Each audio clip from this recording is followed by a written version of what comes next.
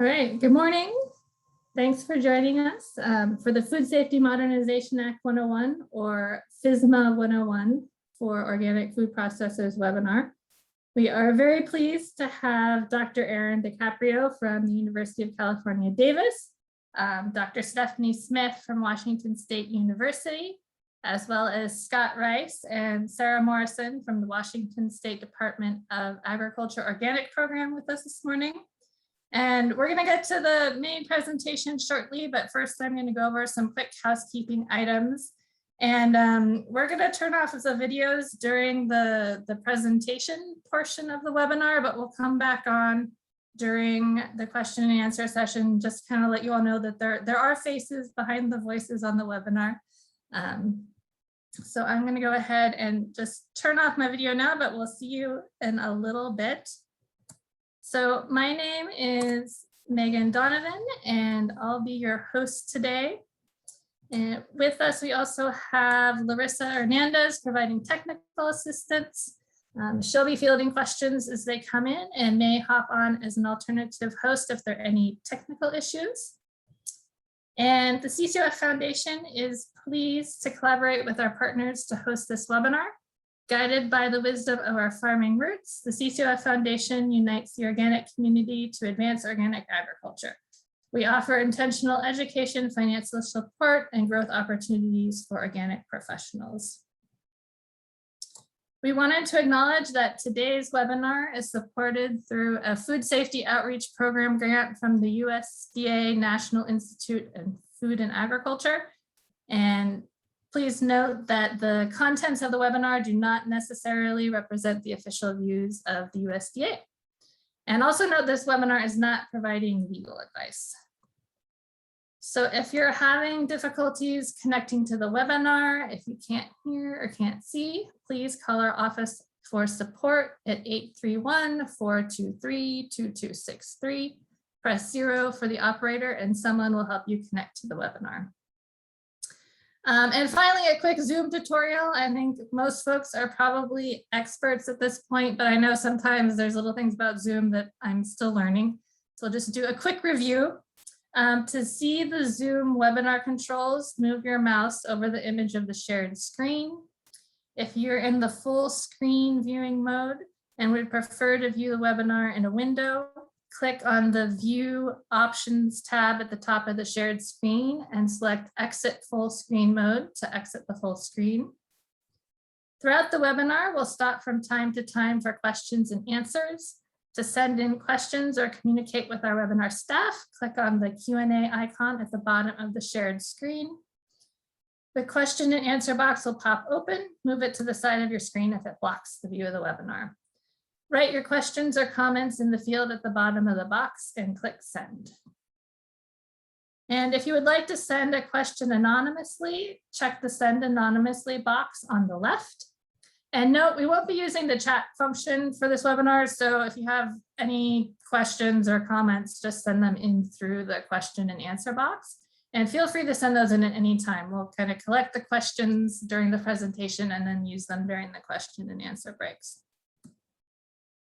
At the end of the webinar, there will be an invitation to take an evaluation survey. It'll pop up in your screen, so click on the survey link and answer a few quick questions to help us improve our offerings.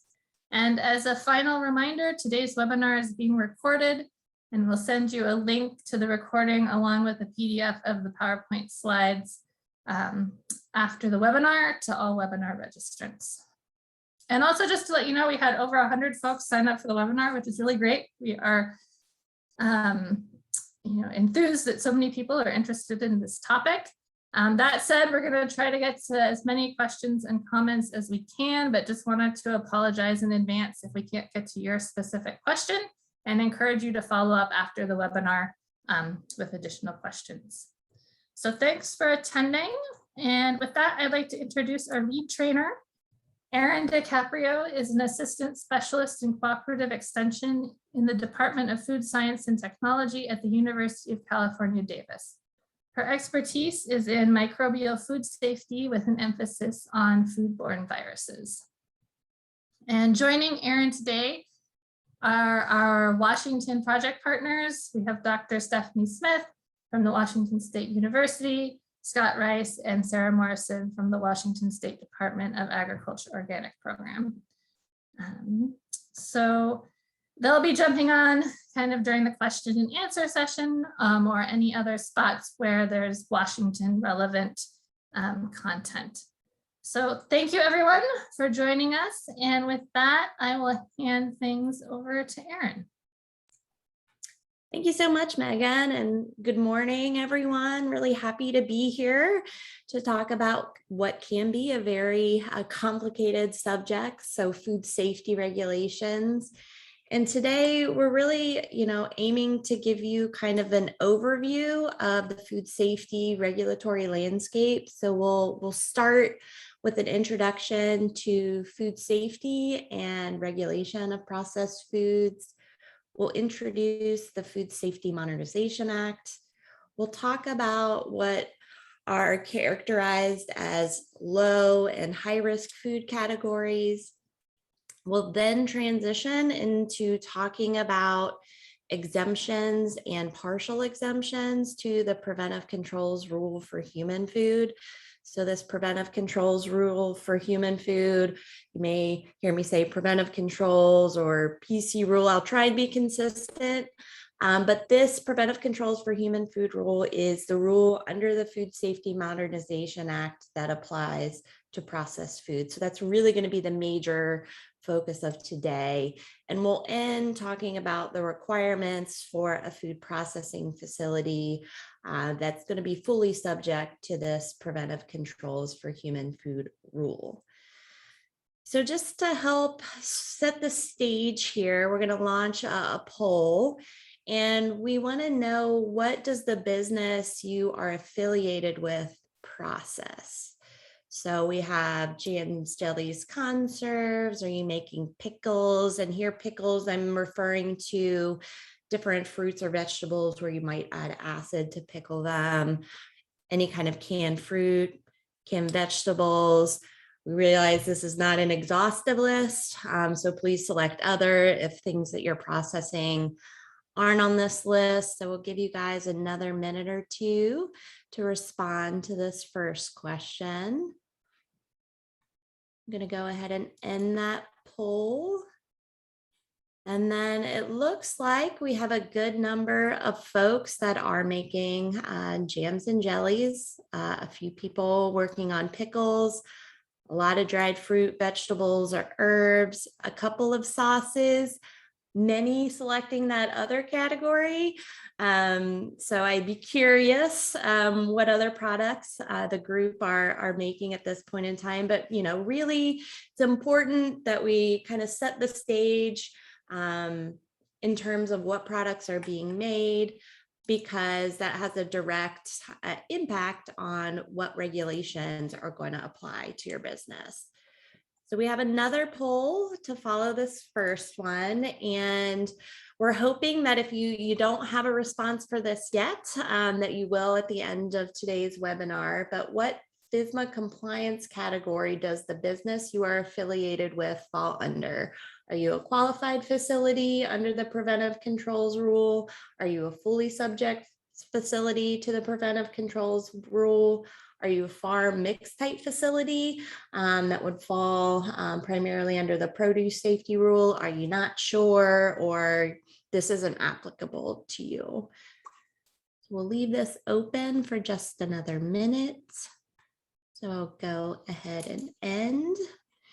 And so we do have a number of folks that are in that qualified facility category under the PC rules. So we'll talk about, the requirements for a qualified facility a bit today, but our next webinar is actually going to focus very heavily on qualified facilities.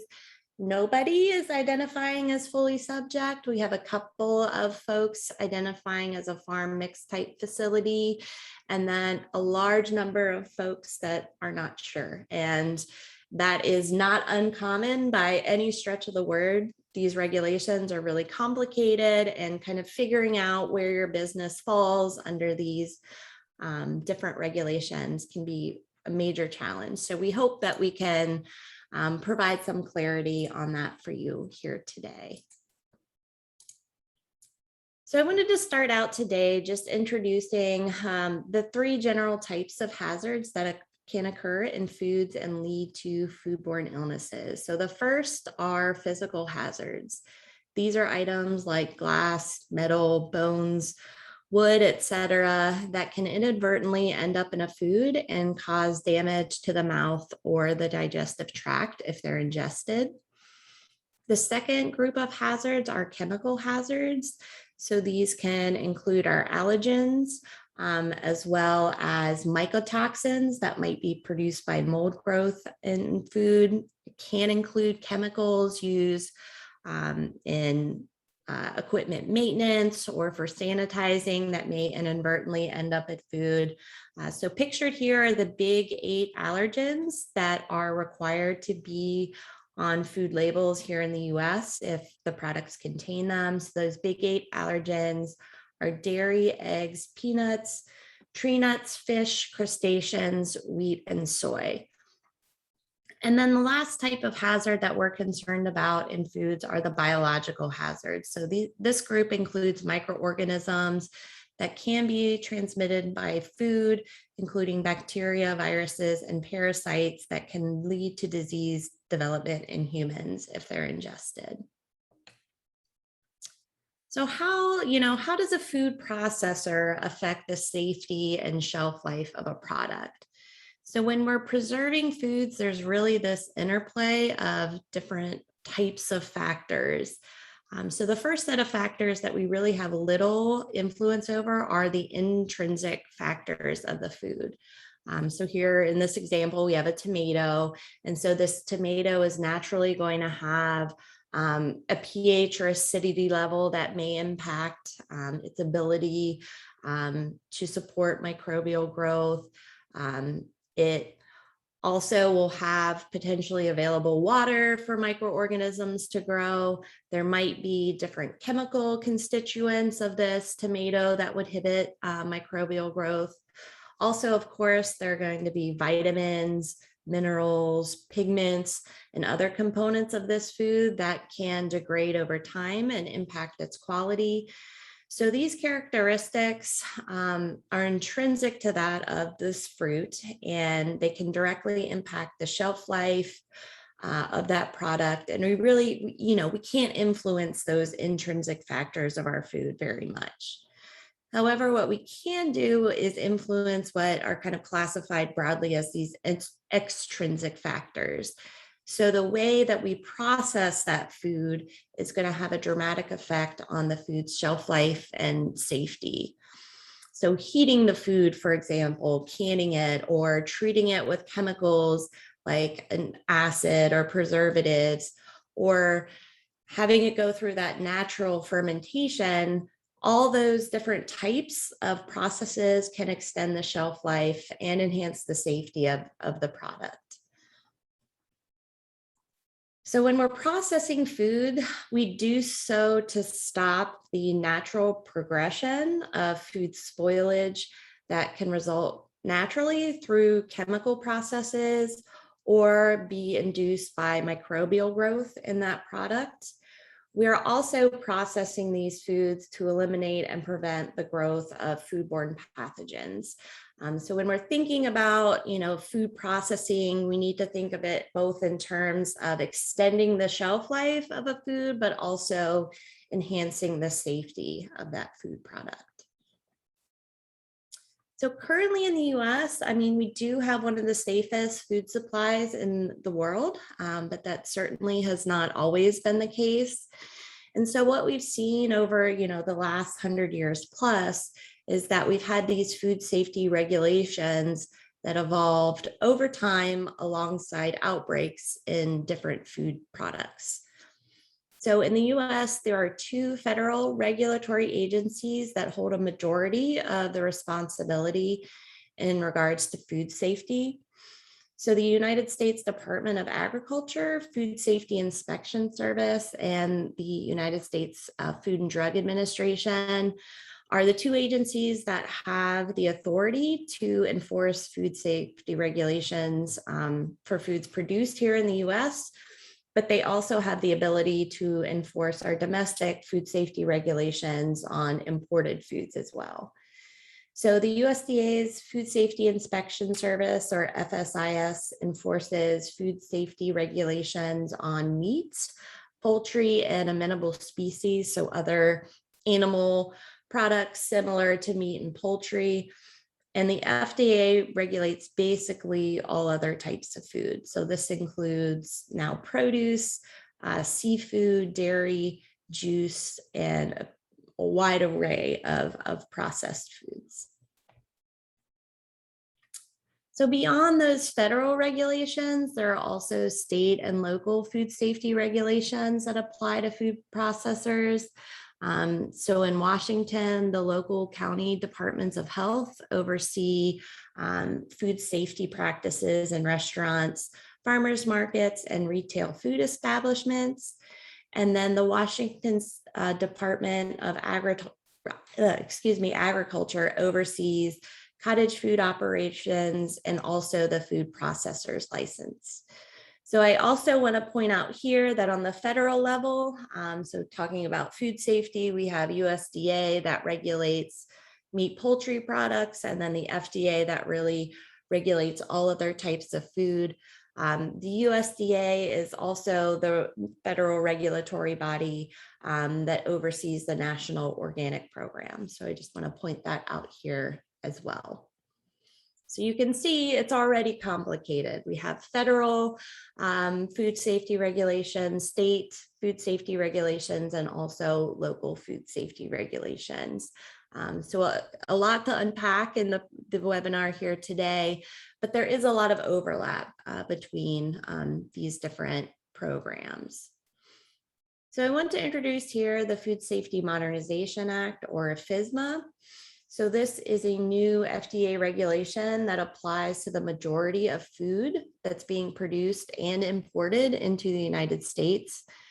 So this regulation was signed into law in 2011, and it really is the largest overhaul to food safety regulations in the United States over the last 70 years. And this particular regulation is highly focused on preventing foodborne illness. So you can see kind of in this timeline here, that progression of food safety regulation in the US. And really, FSMA, this Food Safety Modernization Act, is the most significant change we've had in these regulations in quite some time. So the Food Safety Modernization Act is a very large regulation, and to implement this regulation, 7 foundational rules were established by FDA. So those 7 foundational rules are shown here, and I want to focus in on the 2 that I think are going to be the most relevant for food processors. So the first is the current good manufacturing practice and hazard analysis and risk-based preventive controls for human food rule, which is commonly referred to as the Preventive Controls Rule for Human Food, Preventive Controls Rule, abbreviated PCHF or PC rule. So this is the rule that has the requirements for the production of processed foods. The other rule that I'll point out here is the standards for growing, harvesting, packing, and holding of produce for human consumption rule, commonly referred to as the produce safety rule. So I'm sure many of you are familiar with this rule. It's the first federally mandated food safety regulation that applies to on-farm production. So, I'm pointing these 2 out. There are certainly other rules that may certainly apply to your business based on, what you're manufacturing, where you're selling that product. But we're really going to focus in here on preventive controls for human food and the produce safety rule, because those are the 2 that are really the most, likely to apply. So we're going to go specifically in depth on the preventive controls human food rule, because most processed food producers will fall under this rule. There's very limited processing that can be done under the produce safety rule. So what types of businesses are covered by these two rules? So the produce safety rule will apply to all farms that grow, harvest, pack, or hold fresh produce. There are exemptions to this rule based on the types of commodities being grown. If the produce that's being grown on the farm is going to undergo a kill step, so processing down the line to minimize hazards. And there are also exemptions based on the size of the farm. The preventive controls for human food rule applies to facilities that manufacture, process, pack, or hold human food. So it applies to both domestically produced and imported foods. There are some modified requirements for this rule as well, based on the size of the business. So the reason why the produce safety rule may apply to a food processor is because there are certain types of low risk processing activities that are allowed on the farm and can facilitate an exemption to the preventive controls rule. However, this is a very limited list and we'll discuss some of them here today. So I want to introduce here this general concept of the hierarchy of food safety risks associated with different food types. So the foods considered lowest risk are those that have a low water activity and or a low pH. So the high acid level in a food or a low water activity makes it unlikely that foodborne pathogens, so those microorganisms that can cause foodborne disease, those low water activity, low pH products have an environment that's unfavorable for those types of microorganisms to grow. That doesn't mean that they are free of all risk, but they typically can be produced with the lowest level of regulatory oversight. I will say here though, even if you're making what's considered one of these low risk foods, the more of those products you produce and sell, the more regulations that will apply. So the higher the number of people actually eating that food will expand the number of regulations that can apply. So what are listed here is medium risk foods. They need to be produced in a controlled manner to ensure their safety. And the highest risk foods are those that can pose a very serious health risk if they're not produced under very strict controls. So many of these high risk foods can pose a risk of botulism if they're not produced under very tight controls. So because these high risk foods have such a significant health risk associated with them, they have the most food safety regulations associated with them as well. So generally, the higher the risk a food product is, the more regulations that are going to apply to that particular product, and ultimately the higher the cost of manufacturing those products is going to be. So I just wanted to give two very basic examples to highlight the difference between what's considered a low and higher risk food. So many fruit-based jellies and jams are considered low risk due to the high acid level found naturally in the fruit and the fact that we're adding sugar to these products, which significantly reduces the water activity of the final product. So water activity is the measure of available or free water in a food. And this is water that's available for microorganisms to be able to use to grow and multiply. So one way you can reduce water activity is to physically remove water by drying. Another very common way to reduce water activity is to add sugar or salt to a food. So those solutes will bind up the water and make it unavailable for microorganisms to grow. So in this example, we're starting with an apple that has a very high acid level. So a pH of 4.6 is kind of that dividing line that we use talking about a food that is low in acid. So that would be a food with a pH above 4.6, and a high acid food, which would have a pH below that 4.6 threshold. So our apple is very high acid naturally, and we're also adding a significant amount of sugar to this apple jelly. So we're decreasing that water activity. Our dividing line for a high and low water activity food is 0.85. So a food that has a water activity above 0.85 is considered a high water activity food that can potentially allow for microorganisms of public health concern to grow. But a food that has a water activity below that 0.85 threshold, we're not going to see growth of microorganisms that can cause disease. So this combination we have in the apple jelly, we have a very high acid level. We also have a very low water activity. This is considered a low risk food in terms of processing.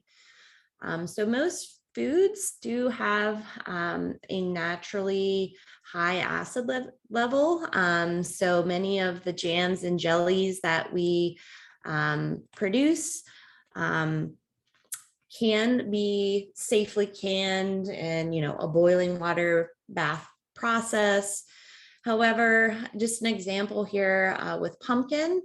So pumpkin has a pH naturally that is higher than that pH 4.6 threshold, and it's considered a low acid vegetable.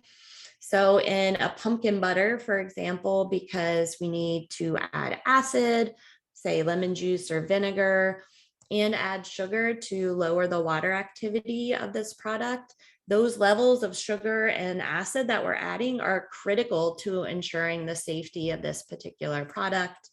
And so it's important, not all jams and jellies are made the same. You need to think about, what starting ingredient you have, the pH level of that product. So there are some other fruits that have a high pH. So this would include bananas, papayas, melons, even our white flesh peaches can have a pH that creeps along that low acidity level border. So it's important to consider, the differences between those starting ingredients and understand how that affects that risk level in your product. So in order to produce a safe product and understand ultimately the type of food safety regulations that apply to a particular product, there are several parameters that you really need to know about your product. I've listed some of them here. They include the pH, the water activity, specific details about that product's formulation, the type of processing that's being used. So if it's heat, what's the specific temperature, time, what container size are you using, the type of packaging that's being used, among many others. So I hope this kind of set a little bit of a foundation for what we're going to transition into next, which is really getting into the nitty-gritty of some of these food safety regulations. So I want to pause here and see if there are any questions that we can address. Great. Yeah. So if anybody has any questions, please send them in and we can get those answered. And while we're waiting for folks to write stuff in, I just wanted to note that someone also wrote in that was in the other category on what they processed. And so we have someone that does freeze dried products in the audience as well. So we'll give folks a little while longer to write questions. And if we don't have any questions now, we'll just kind of move on. We have a number of question breaks in this presentation. So I think we can safely move on. And if anybody has a question that comes up during the next section of the webinar, oh, one just came in. Let's see. There's a couple. So I think Why don't we move on to the next section of the presentation? I think there's a question like, is there a specific definition for a farm? And some other questions that might be answered in the next section. So why don't we move on with that, and then we'll loop back around to these after that. And we did have one sort of general question here. Would fresh cut vegetable for food service be considered low or high risk? Great question. And I think we'll get into that a little bit, at least from the regulatory standpoint, how food service is a little bit different. We've certainly seen issues with some fresh cut produce, produce larger scale, but when we're talking about retail food service, it's a little bit different, at least from the food safety regulatory standpoint. So let's get into this next section, and we can circle back on some of these questions. Great. Okay. So again, I just want to be completely upfront. These regulations can be overwhelming and really confusing. So, again, the hope here is to set a little bit of a foundation for you all. But if you leave here and you're still confused, you're not the only person that's been in that space. So we're going to try and give you some tools and resources to refer to, to supplement what we're going to talk about here today. So we're going to start out talking about the produce safety rule. Again, this is the rule under the Food Safety Modernization Act regulation that applies to producers at the farm level.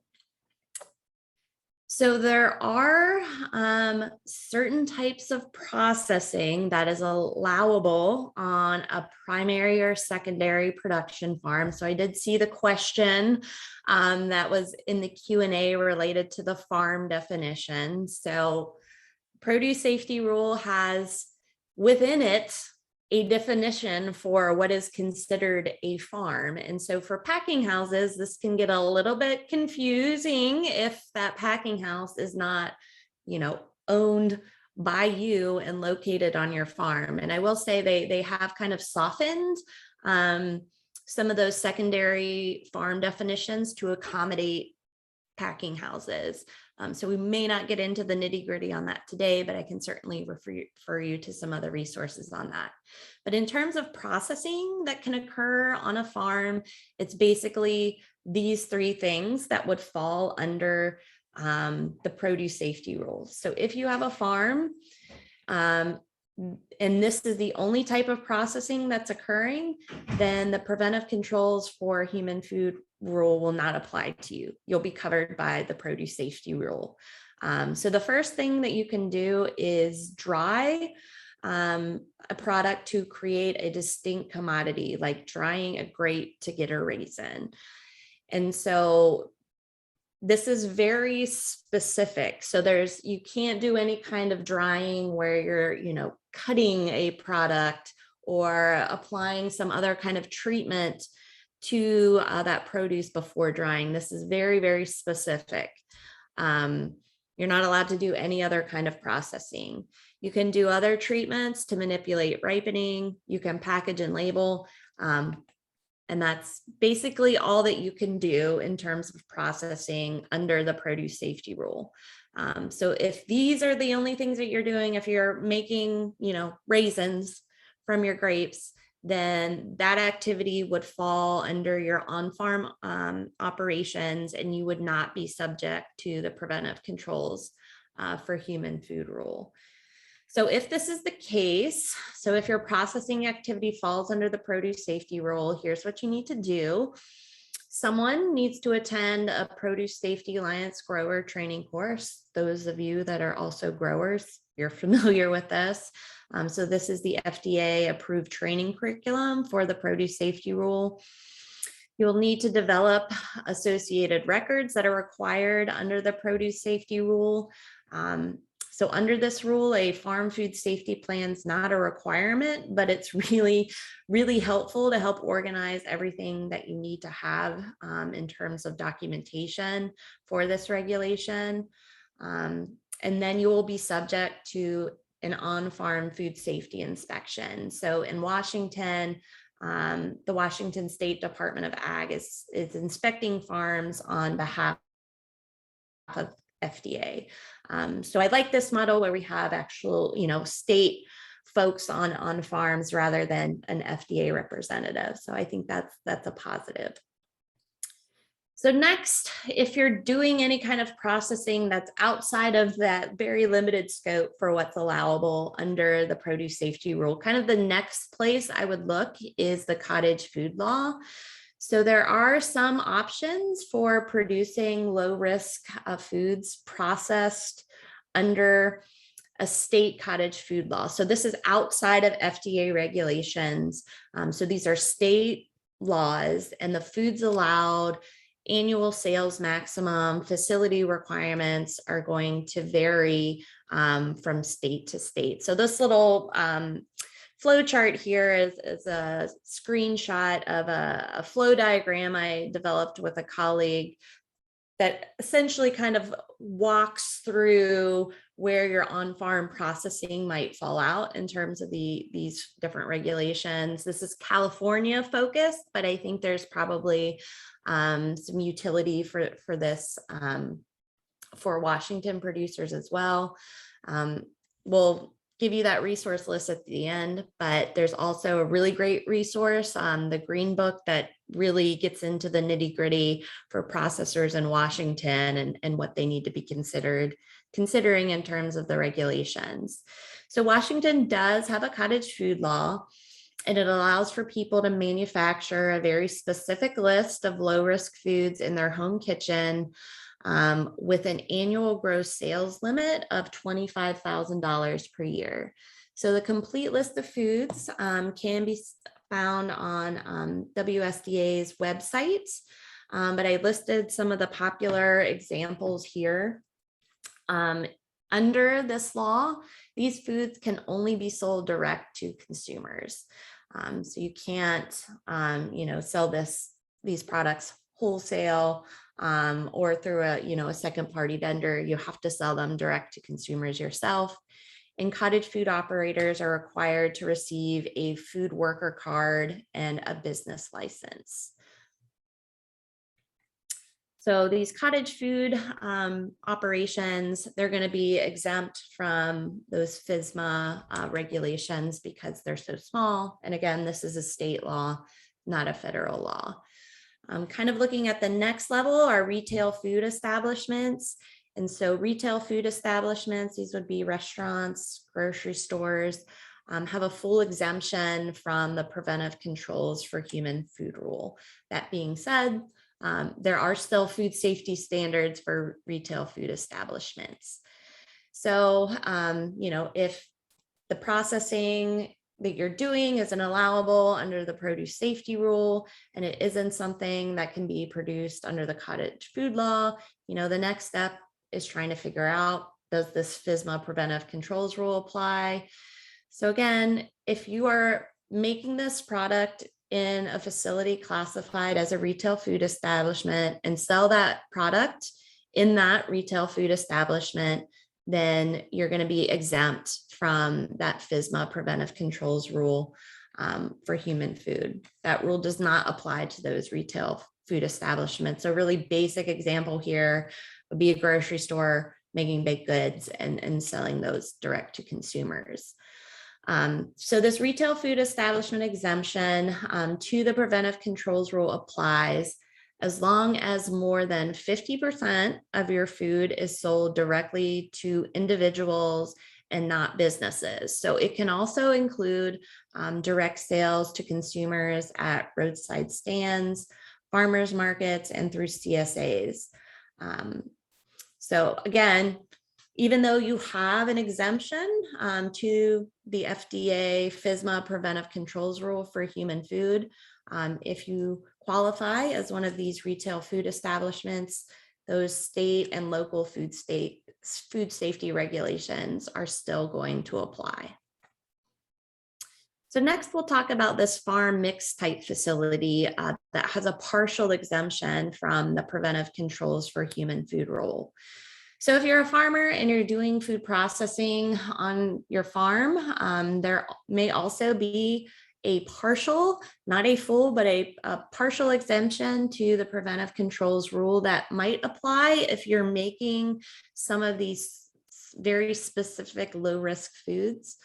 And this is called the farm mixed type facility exemption.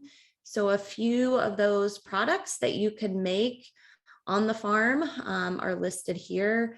There are some others that you can find by kind of combing through FDA's guidance documents.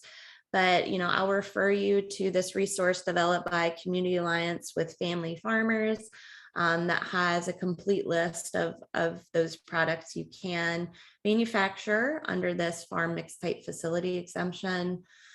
So in addition to only processing these foods, you also have to have less than 500 employees and gross less than $1 million in annual sales adjusted for inflation to meet the requirements for this particular exemption. So if you're eligible, you still do have to register with the FDA as a food processing facility and keep sales records to support your exemption. So those records showing you have less than the 1 million in annual sales. You do have to comply with the current good manufacturing practices outlined in the Preventive Controls for Human Food Rule under FSMA, and also follow your local and state food safety laws. However, you do not have to conduct the hazard analysis or implement preventive controls. So that's really the piece of the preventive controls for human food that is, I would say, the most focused on preventing foodborne outbreaks, but can also be the most labor intensive in terms of implementing. So that hazard analysis and implementation of preventive controls. There are other exemptions to the Preventive Controls for Human Food Rule, and this is based on the type of food product that's being produced. So there are certain types of foods that have this exemption to the Preventive Controls Rule for Human Food because they are covered by other food safety regulations. So this includes our USDA regulated products, so meat and poultry, those aren't covered by this FDA regulation. Also foods that are covered by FDA's HACCP regulations. So seafood and juice have their own food safety regulations. So those products don't fall under the Preventive Controls for Human Food Rule. Dietary supplements, they have their own set of regulations. They don't fall under this rule. Alcoholic beverages, they have their own regulations. Food subject to low acid canned food regulations have an exemption with respect to microbiological hazards because they are covered by a different food safety regulation, but they still have to follow the Preventive Controls Rule for other types of hazards in their facility if they had, allergen hazards, for example. So beyond those FSMA regulations, the federal regulations, we also, we have to be cognizant of state and local food safety regulations. So in Washington, I already spoke a little bit about the Cottage Food Law, so that would apply for certain low risk food types. If you're selling less than $25,000 a year, those can be made in your home, but you still need to go through the process of registering with the state and meeting the requirements of that law. Beyond what's allowable under the Cottage Food Law in Washington, for any other kind of food processing, you're going to have to get a food processor's license. And so I will say there's really great resources and background information on how to go through that process available online. But we also have expertise here on the webinar today if you have any specific questions about that process. So we'll pause here. I know that was a lot, and hopefully we can address some of the questions that have come up.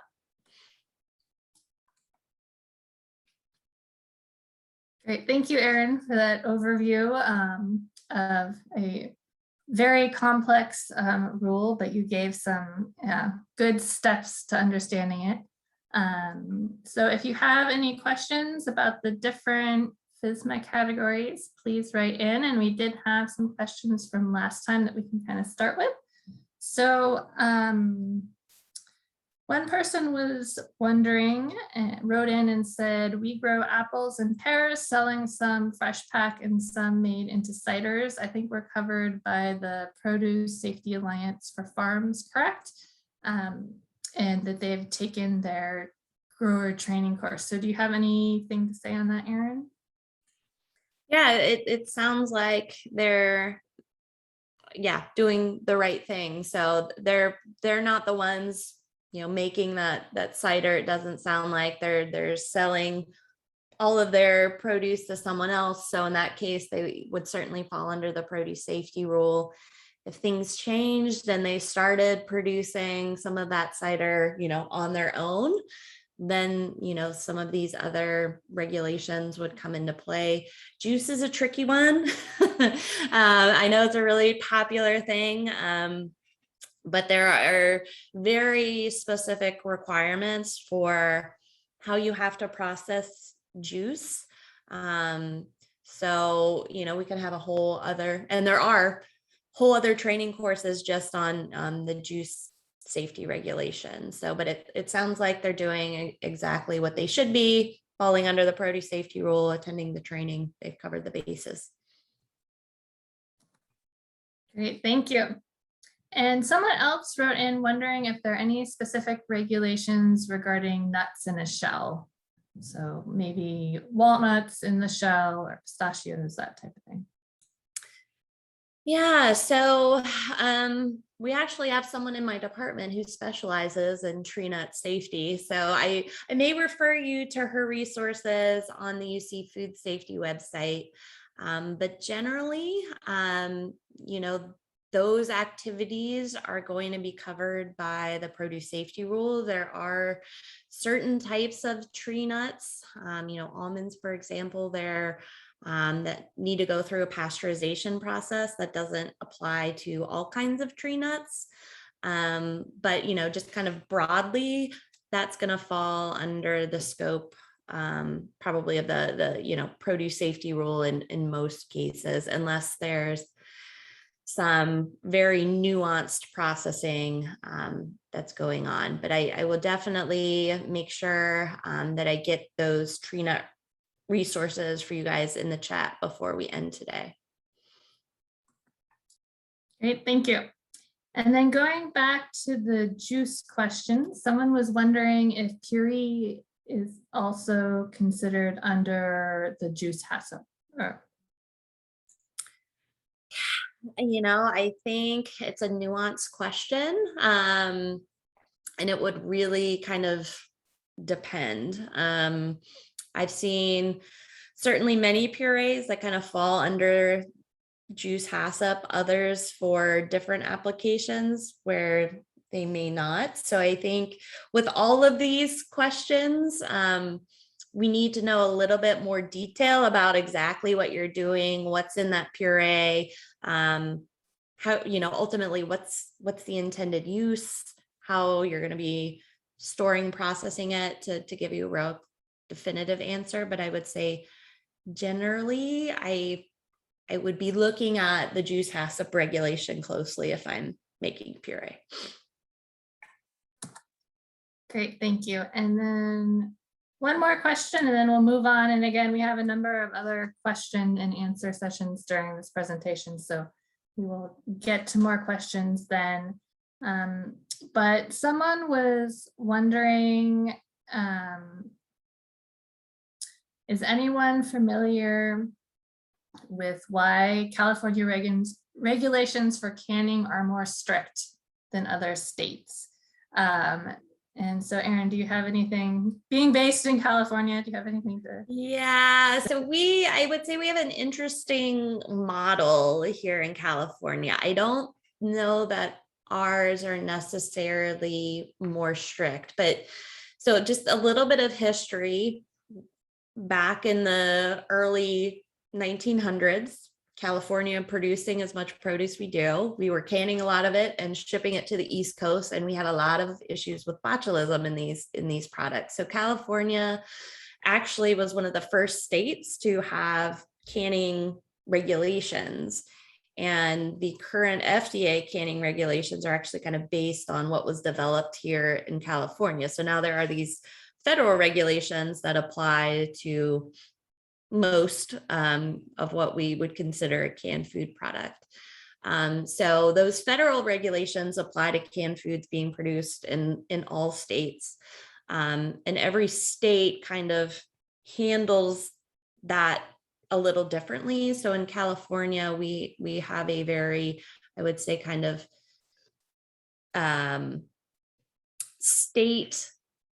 high level of state involvement in canned food production. So you do have to register as a cannery in California. You have to, that process has to be approved by the state. Every lot of your canned product has to be inspected and released. But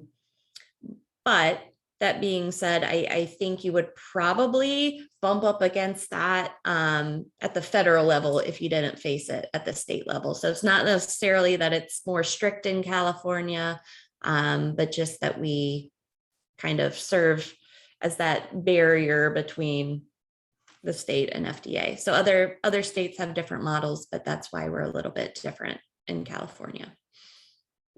Great, thank you. And just to let folks know, this webinar has a Washington bent to it. We're covering some of the local regulations for Washington State, and tomorrow we're doing the webinar again with more focus on California. So if you want to get a little more into the weeds, onto the nuances of California state and local regulations, you can join us again tomorrow.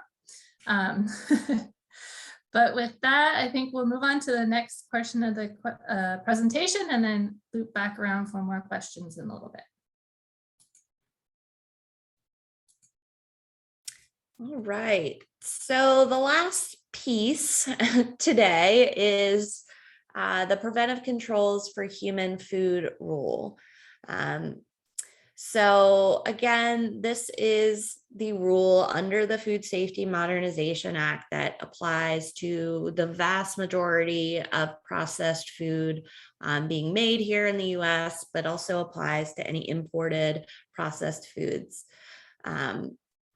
So we've already mentioned there are a few full exemptions to being covered by the Preventive Controls Rule and some modified requirements that might apply, for example, for the farm mix type facility. So if none of those things that I've already mentioned apply to your particular business, now we're kind of at the point where we figured out that the operation, would be subject to the Preventive Controls for Human Food Rule. There are still, there's still potential for some modified requirements that may apply. And this would be for what is called a qualified facility, and I'll define that in just a minute. But if that particular set of criteria is not met by your business, then you would be considered a fully covered facility under the Preventive Controls for Human Food Rule. So a fully covered facility under the FSMA Preventive Controls for Human Food Rule has to have a hazard analysis and a developed food safety plan that includes preventive controls for all of the hazards identified. So that food safety plan and hazard analysis needs to be conducted by what's called a Preventive Controls Qualified Individual. And so it's recommended, of course, that this is someone within your own business. So again, it's kind of laid out here as if someone in your business has to attend this course to become a Preventive Controls Qualified Individual. That's certainly my recommendation, but within the regulation, you could have a consultant from outside come in and write your food safety plan. But I will say that often results in a food safety plan that doesn't perform as well during an inspection.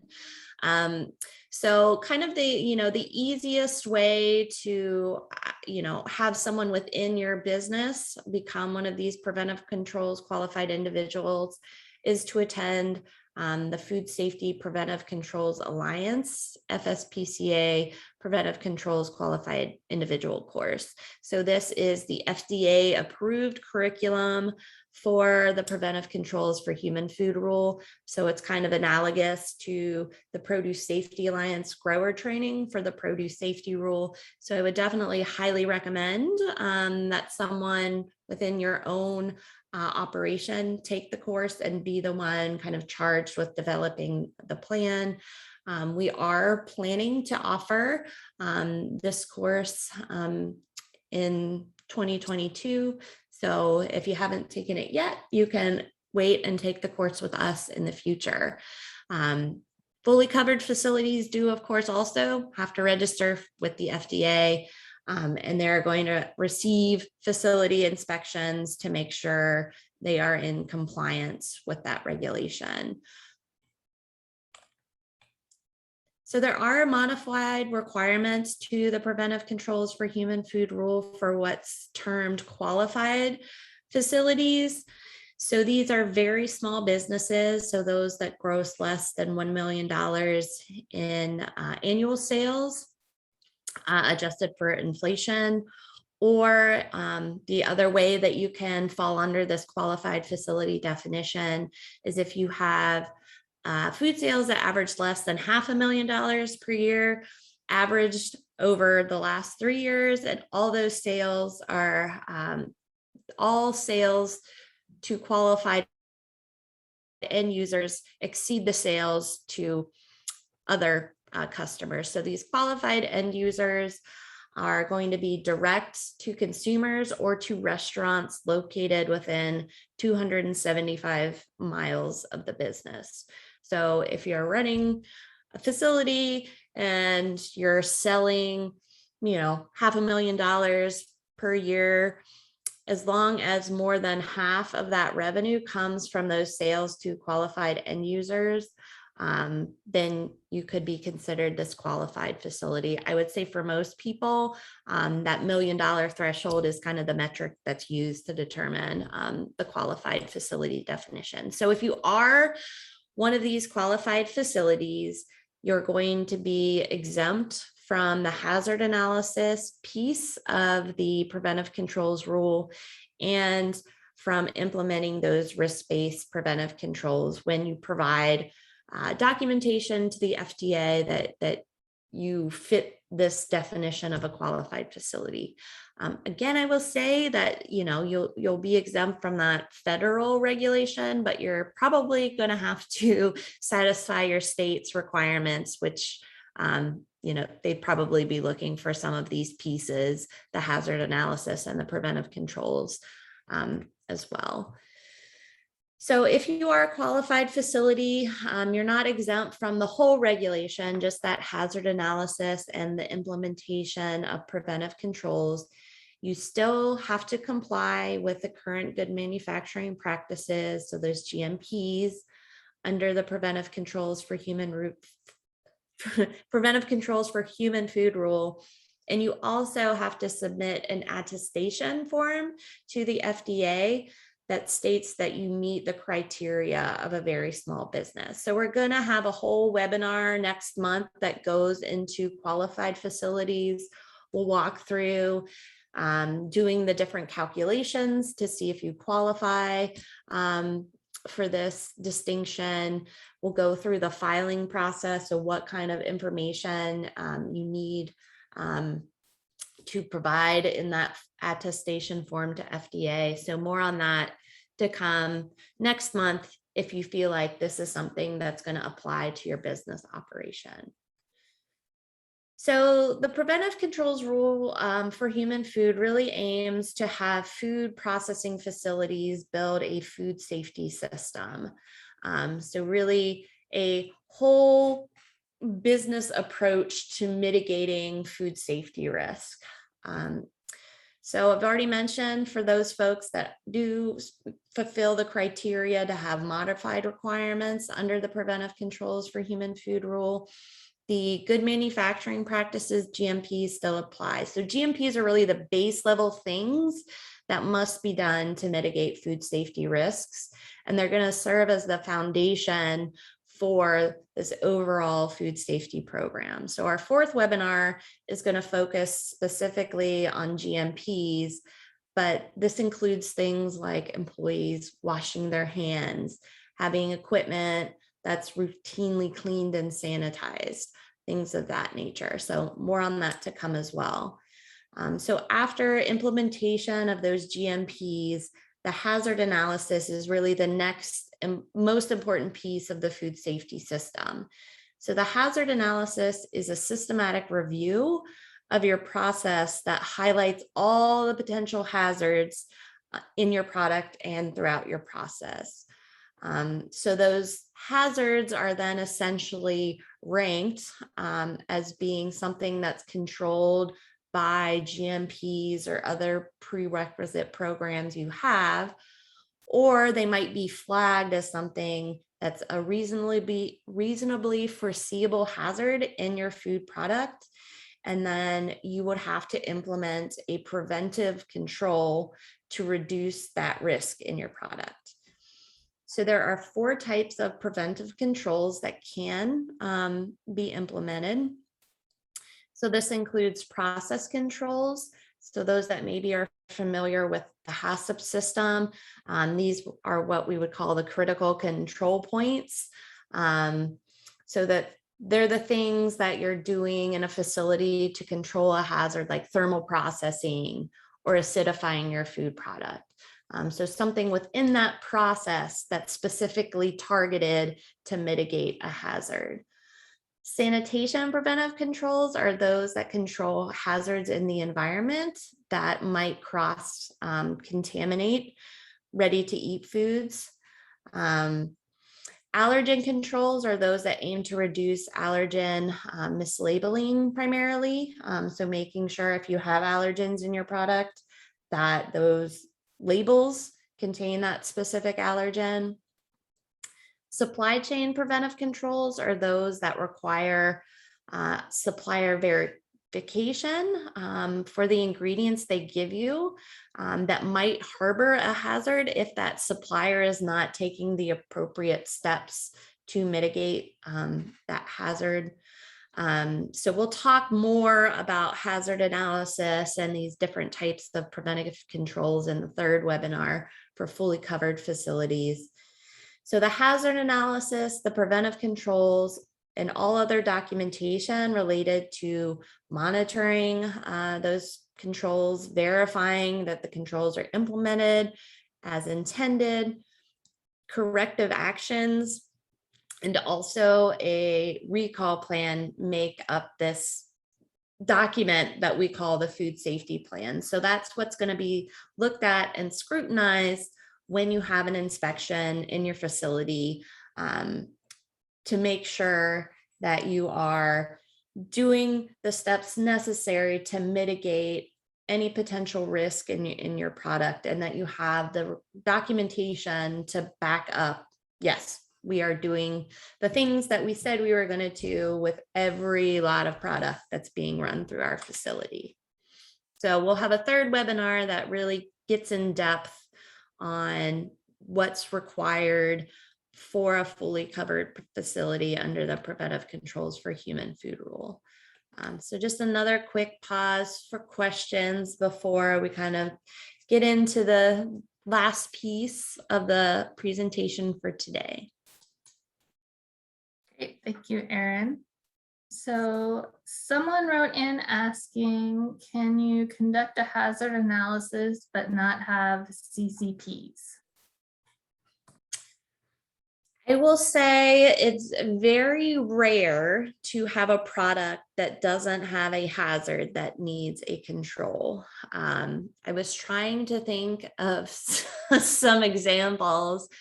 I think vinegar is one that's probably, there's not a whole lot in terms of food safety risk that you would need to implement a control for. But pretty much everything else, there's going to be something that either you internally need to mitigate by implementing one of those process controls. So process preventive control is, what would be considered a critical control point under HACCP. But now with preventive controls, we have all of these other types of things that you might have to do if you identified a hazard. So if I'm getting, pasteurized milk from a supplier that I'm incorporating into some type of product, I'm not applying essentially a kill step to control hazards coming in on that milk. I'm requiring that milk supplier to mitigate that risk for me. So in that case, I would have to have a supply chain preventive control where I'm verifying that that milk supplier is pasteurizing that milk and decreasing the risk of potential pathogens that might be present in that milk if it's not properly processed. So it's really rare, I think, to have a product where you wouldn't have some type of preventive control that you would implement. You also, you don't want to have too many preventive controls too. I know some folks that are a little more new to the hazard analysis process will flag every single potential hazard as needing a preventive control. So then they have 15 preventive controls they have to keep all of that documentation for and verify. And so you really need someone with some experience doing that hazard analysis that has some perspective on your product, what kind of hazards are really the ones that need to be controlled in your facility to build out what is a good food safety plan, I will say. Great, thank you.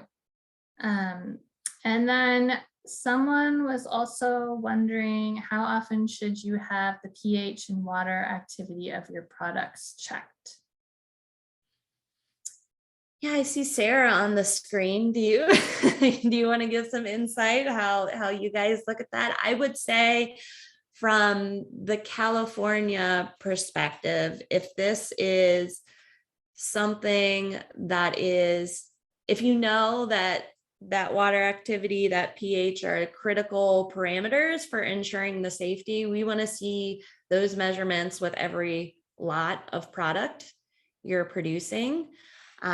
If you're making something where it's considered one of these lower risk categories of food, I would still do those measurements periodically to make sure you're under those thresholds, but that frequency may be a bit lower. So again, it's going to depend on what you're making. And, some of these regulations say you have to measure it, for every lot of product or for at specific time or intervals if you're running product throughout the day. So it's going to depend.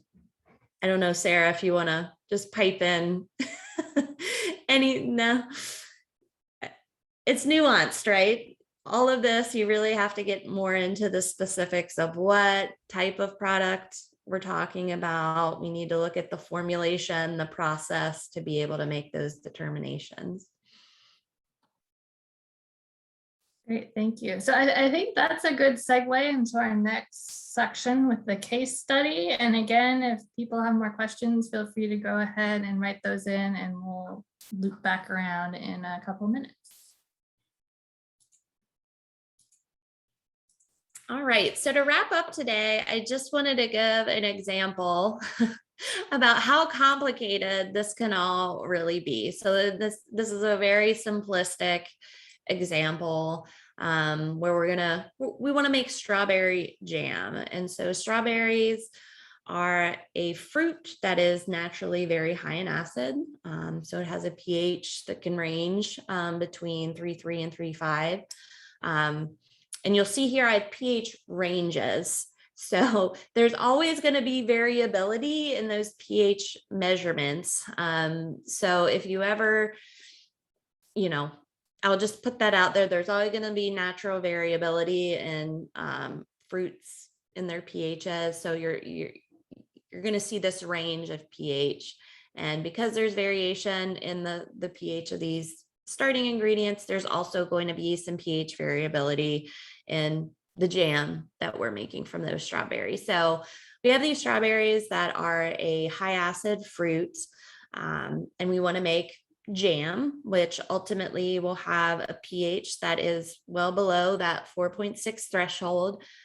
We're making this jam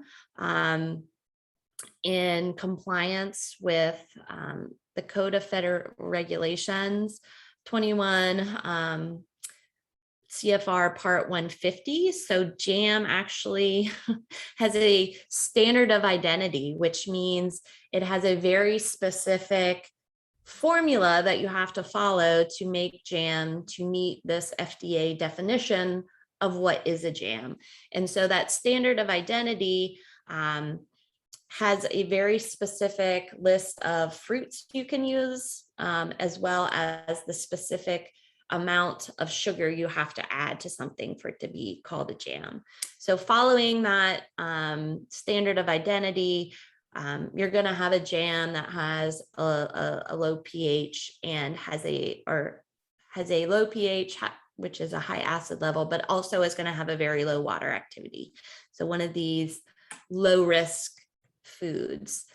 And so for this jam producer, there's many different options in terms where they might fall under these food safety regulations. So they could potentially produce this in their home kitchen if they're under that sales max under the Cottage Food Law and they're selling direct to consumers.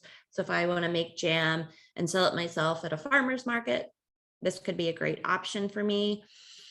They might also be able to produce this under, a retail food establishment umbrella to essentially alleviate that FSMA Preventive Controls for Human Food rule from the list of regulatory compliance they have to deal with. But they would still be, again, dealing with their state and local regulations in this scenario. They might also choose to produce this in a farm mix type facility. So if this is a farmer growing their own strawberries, they can produce this strawberry jam under this farm mix type facility exemption or modified, requirements for the produce or for the Preventive Controls for Human Food rule.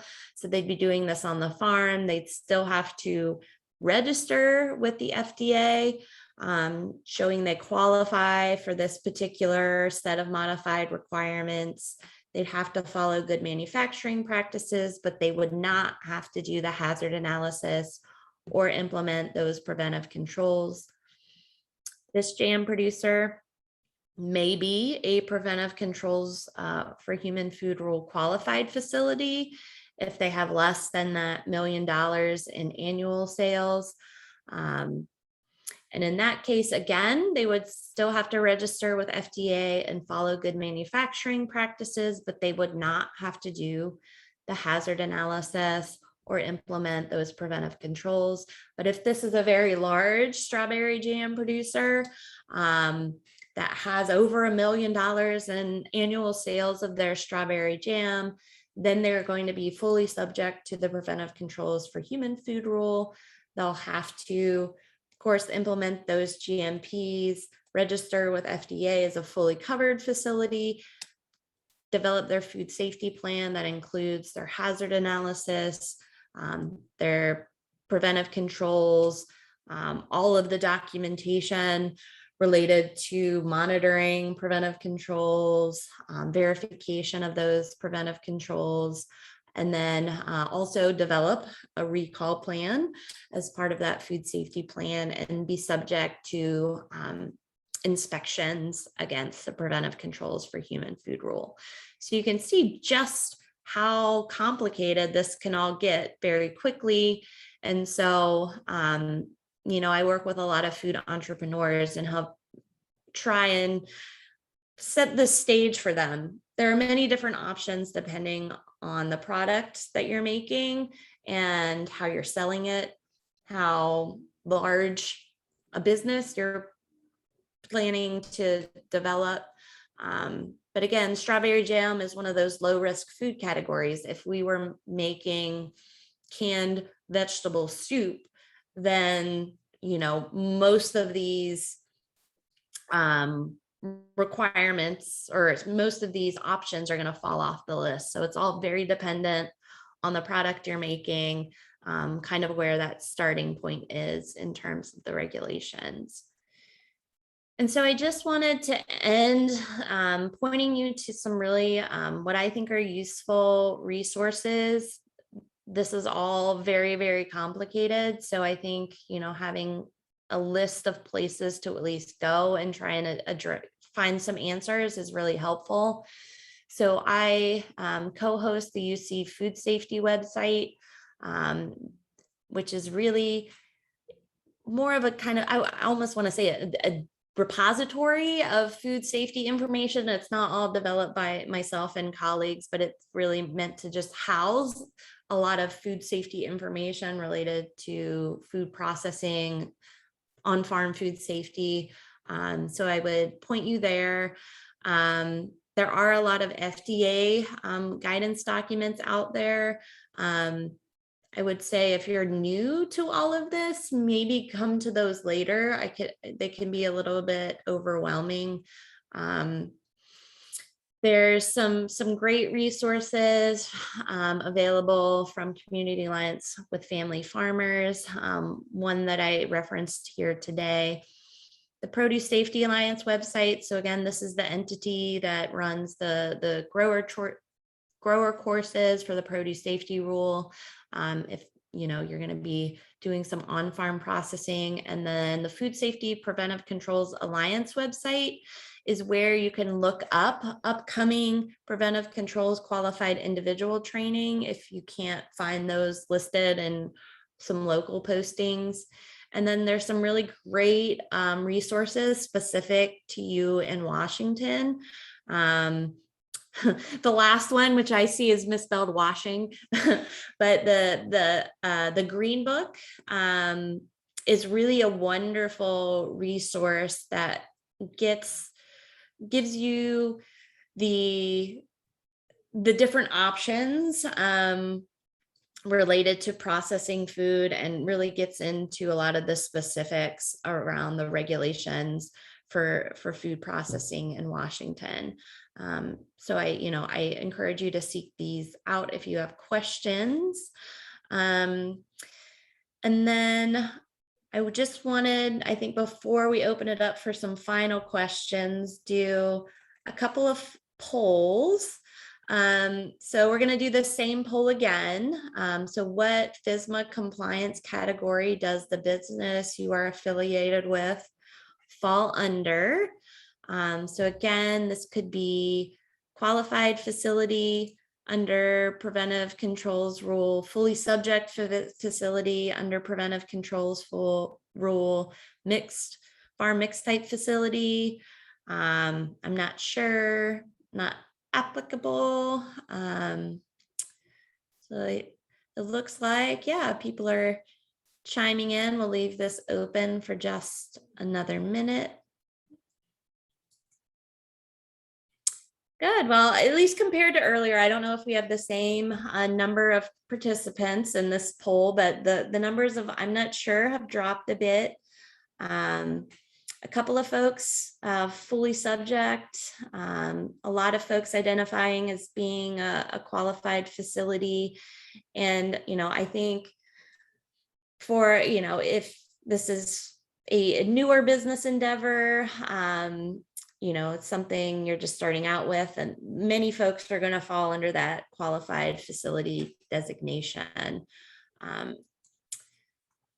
So I think before we wrap up today, are there any final questions from the group? Thanks. Yes, if you have any final questions, write those in. And while we're kind of waiting for final questions, I also wanted to open it up to Stephanie and Scott and Sarah.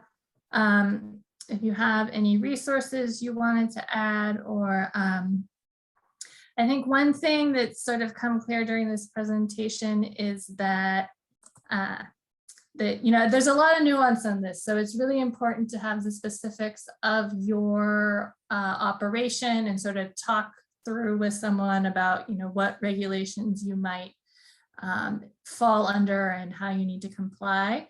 So what resources are available for folks? I know you walked through, Erin, a lot of great online resources that people can check out.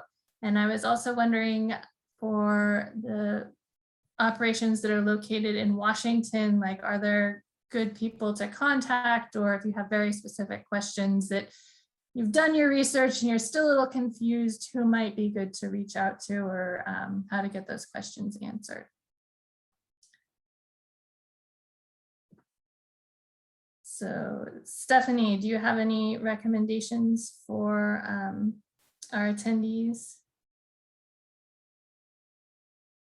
Maybe we'll start, Erin. We'll start with you and come loop back around. Oh, there we go. It looks like Stephanie is now online. I'm here. Sorry about that. And you were asking about any recommendations for the attendees?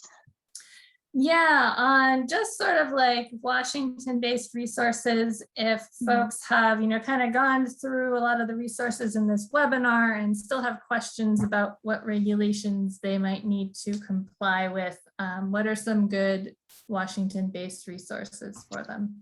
Yeah, so definitely the Washington State Department of Agricultural resources that were on the slides that were put out already. And then also you can reach out to us at food.safety@wsu.edu. And I believe, Megan, you're going to be sending out that email later. So if there's any other additional questions or you need additional resources, you can feel free to email that address, and then we can send you additional resources, depending on what type of facility you are and what your needs are as well. So we're more than happy to direct you to additional resources. Great, thank you. And to provide support too. Yeah. I think moral support sometimes is just helpful with all of this. Yeah, even if you need moral support, we're here for that too. Great, thanks. Does anybody else have anything they'd like to add to that?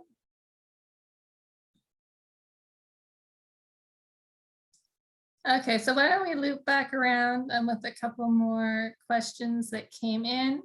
And someone was wondering that they work with gleaned fruit, and it's washed with food grade hydrogen peroxide prior to cutting and cooking. And they're wondering if this is a needed step or if vinegar might be a substitute for the hydrogen peroxide.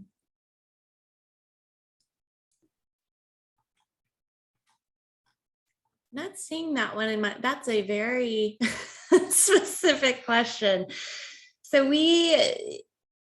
one of the requirements we have for processed foods here, even if it's cottage food, is that the produce that you're using has to come from what's called a verified supplier.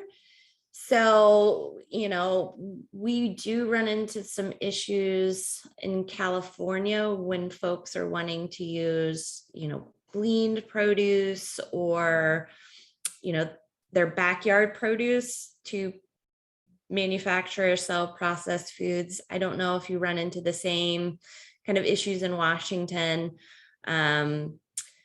So, you know, I don't know, from that question, is this for home consumption, or does it seem like they're selling commercially some product manufactured from that gleaned produce? That would be my only caution, is that, you know, there are, at least in California, requirements that, you know, that produce is from a verified supplier, and, you know, that's up for discussion. But, you know, I would say if you're treating that produce with those harsh chemicals, you know, I don't know that I would recommend that. You know, these produce washes, you know, at the industry level, they add sanitizers to the agricultural wash waters to essentially minimize cross contamination between the produce. It's essentially there to keep the water from getting so contaminated that it is then going to contaminate the rest of the produce going through that wash. But, you know, for mitigating a food safety risk, you know, we rely more on the production methods and things like that. So I wouldn't recommend necessarily using, you know, all those chemicals on a routine basis. If, you know, that's, if I'm understanding the question correctly, if you're just using that as a produce wash. Yeah, so I think maybe if the person who wrote on that question would like to write in a little more about the background on how they're using the hydrogen peroxide, but just for a little background on the operation, it sounds like it's a nonprofit group that processes gleaned fruit for sauce and drying, and they're distributed to community members with no sales. And they're working in a commercial kitchen with volunteers that have food handler cards. Okay. I don't know if anyone from Washington wants to talk about, you know, how that works. And, you know, I'm assuming this person's in Washington, so that, you know, I think this seems like a, you know, a charitable organization. And so, you know, the Good Samaritan law, you know, covers charitable food organizations. It sounds like, you know, you have the staff, the volunteers going through that good handlers training program, which is great. But I still, just because those, even though it's gleaned produce, directly washing the produce with some of those harsh chemicals might actually introduce a food safety hazard. So, you know, I've actually done a little work with some produce gleaning operations here in California. And, you know, my recommendation would be to try and work with your suppliers as much as possible, just to, you know, do a little site assessment before you go glean that produce. If, you know, you're recovering it from a farmer's market or something, that, you know, that's a different beast, and I would feel much more confident about that. But, you know, if you're recovering from someone's backyard, you know, doing a little site assessment, making sure if you have volunteers out there actively gleaning produce, that they kind of know the food safety flags to look for. So, you know, not harvesting drop produce, looking for evidence of, you know, animal intrusions there. So I hope that kind of answers the question. I don't know if others have anything else they want to bring up. Yeah, I was just gonna say, you know, to feel free to reach out to me about that. There's been a lot of discussion involving both WSCA and DOH with regard to gleaning operations. I agree. The use of hydrogen peroxide or even vinegars is not a good process to use for gleaned produce. And there's a lot of other considerations that need to be taken into account during the gleaning operations. So yeah, feel free to reach out to me and I can give you more specific information depending on what exactly is being gleaned, how it's being collected, and the processes with regard to that, and then gives some more specific information to answer those questions. Great, thank you. So we have 2 more questions, and I think, Erin, would you be okay staying on a couple minutes later just to kind of get to those questions? And then I also just wanted to say for folks who need to jump off and be mindful of time that we will be sending out a recording. So if you need to hop off now, you will have the final couple minutes of the webinar on the recording. And so we'll take 2 final questions and then wrap things up. So someone was wondering, is the Green Book a physical book that we can purchase? I know we put the link to the Green Book there in the chat. So there's the digital version that's available, but is it available in hard copy? I have hard copies of those in my office. So again, I'm happy to send those out, and I'm sure WSCA has hard copies available as well. So feel free to reach out to me and with the email address that Megan will provide after the webinar, and I'll be more than happy to send you a copy of the Green Book. Thank you. And then finally, someone wrote in saying that we are repacking, are looking into repacking pumpkin seeds, but are not sure about the rules when it comes to packaging for raw seeds. They found some information about Salmonella and E. coli, but not a lot of requirements needed for whether the packaged seeds need to be heated before consumption. So any information kind of on the sale or handling of raw pumpkin seeds and what regulations they might fall under? I don't know if I'm aware of anything specific to raw pumpkin seeds, but certainly I can refer you that the colleague that I work with that works on tree nuts also is in the seed space, so I can pop some of those links in the chat. You're reminding me to do it right now, but I think generally it sounds like they're repacking it. So, if whoever supplied those pumpkin seeds did some kind of treatment, I would want to know what that is.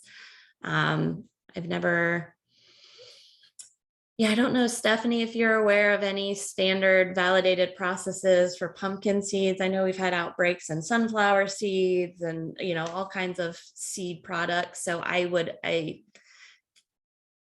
be concerned if these are truly raw and not going through a roasting process. But yeah, I don't know, Stephanie, if you have any insight. I don't have any specific information with regard to that product, but I do, share similar concerns. If it's a raw agricultural product, then it should,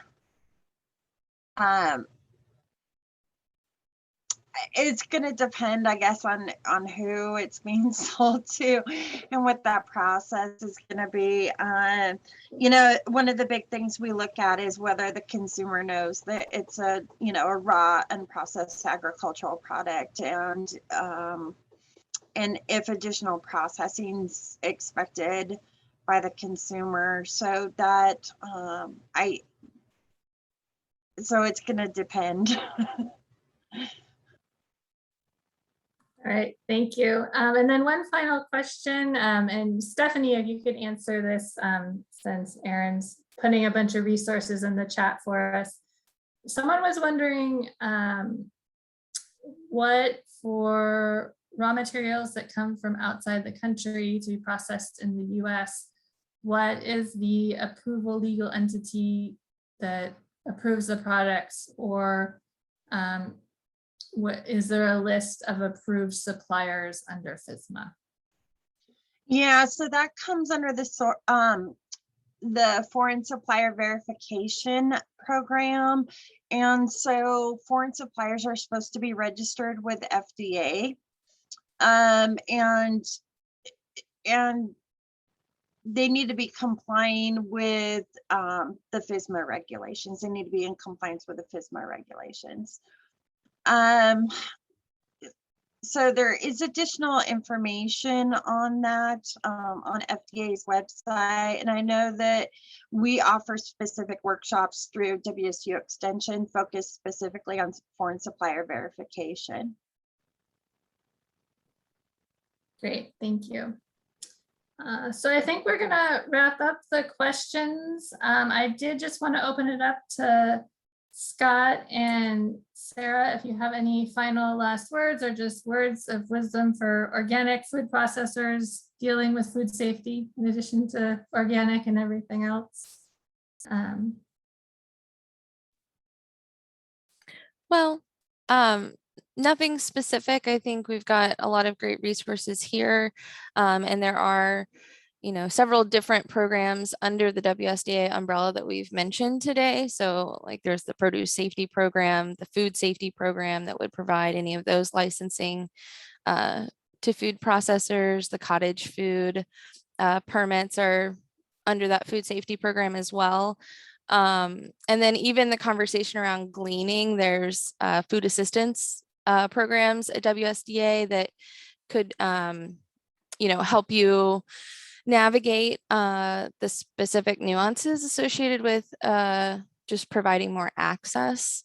And they also might even be able to facilitate some grant funding for your type of business and charity. So definitely reach out and we can try to get you in with the correct programs. And then we at the organic program obviously provide certification services there and could help, point you to those federal requirements and regulations. So we'll have all of our contact information going out to attendees, and we're happy to help you and answer those questions. Great, well, thank you very much. And I think we have one last poll before we wrap up. So we are putting together additional trainings in this sort of project that we're working on. We have the series of 4 webinars that Erin was talking about, and we'll have more information on those in a little bit, but we're also just wondering like what other training folks need. So if you want to just let us know, there's a bunch of different options, including the Preventive Controls Qualified Individual training, Cottage Foods training, Produce Safety Alliance training, if you're also a grower. So we'll just give folks a little more time and we'll end the poll. So it looks like there's a diversity of training needs, which is really good to know. We have kind of a mixed crowd out there, and the Preventive Controls Qualified Individual training, as well as basic good manufacturing practices, seem to be high on the list. But thank you for sharing your training needs, and we'll definitely take those into account as we develop future trainings. And speaking of future trainings, we have on the next slide a little more information on upcoming webinars in this series. And again, we have ones focusing a little more on Washington specific content as well as California content, but the majority of it is federal. So if you're not in either of those states, feel free to join either webinar. And then we want to move on to the next slide. There's also an opportunity for feedback on another training development. Erin or Stephanie, do you want to talk more about this? Yeah, this is from me. So we're actually working right now to develop an online food safety course that'll include some of the types of information today, but then, would have more basic GMP training and So we're just asking for feedback on what are the training needs that you see, what would be the most beneficial. So if you're interested in participating, feel free to reach out to me or my colleagues at Purdue that are actually conducting the interviews. We'll pay you a little bit for your time, but we really just want to make sure that the content we're developing meets the need. So thanks. Great, thanks. And also, just to let you know that all of our webinars and trainings are on the CCOF YouTube channel, so you can check out past food safety webinars. We also have a podcast that we just launched on direct marketing. So if you need to change from food safety, that's there as well. And then to wrap things up, thank you very much for joining us and spending a little over an hour and a half talking about the Food Safety Modernization Act and a lot of other food safety regulations. And you have another opportunity to give feedback. There's an evaluation form that will pop up at the end of the webinar, and we'd love just to hear how we did today, as well as anything else you have to share to help us improve our trainings. So thank you very much to our whole team. It was really great to have kind of a concise, simplified as you can with food safety regulations overview of just kind of the basic FSMA requirements and the categories that people might fall under. So have a good afternoon, and we will see you next month at our next webinar.